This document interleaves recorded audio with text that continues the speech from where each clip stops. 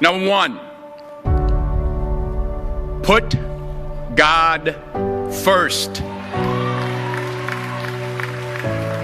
Put God first in everything you do. Everything that you think you see in me, everything that I've accomplished, everything that you think I have, and I have a few things, everything that I have is by the grace of God. Understand that. It's a gift. 40 years ago, March 27th, 1975, it was 40 years ago, just this past March, I was flunking out of college. I had a 1.7 grade point average. I hope none of you can relate. I had a 1.7 grade point average. I was sitting in my mother's beauty shop. They still call it beauty shops now? What they call it now? Yeah, I was sitting in the beauty parlor. I was sitting in my mother's beauty parlor, and I'm looking in the mirror, and I see behind me this woman under the dryer. And every time I looked up, she was looking at me, just looking me in the eye. And I didn't know who she was, and I said, she said, somebody give me a pen, give me a pencil, I have a prophecy. March 27, 1975, she said, boy, you are gonna travel the world and speak to millions of people. Now mind you, I was flunked out of college.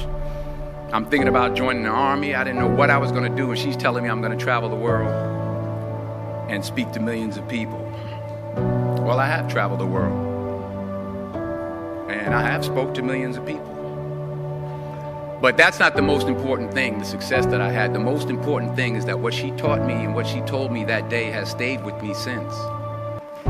I've been protected, I've been directed, I've been corrected. I've kept God in my life, and it's kept me humble. I didn't always stick with him, but he always stuck with me. So stick with him in everything you do. If you think you want to do what you think I've done, then do what I've done and stick with God. Number two, fail big. That's right. Fail big. Today's the beginning of the rest of your life, and it can be very frightening. It's a new world out there. It's a mean world out there, and you only live once. So do what you feel passionate about. Take chances professionally. Don't be afraid to fail. There's an old IQ test, was 9 dots, and you had to draw 5 lines with a pencil within these 9 dots without lifting the pencil. The only way to do it was to go outside the box.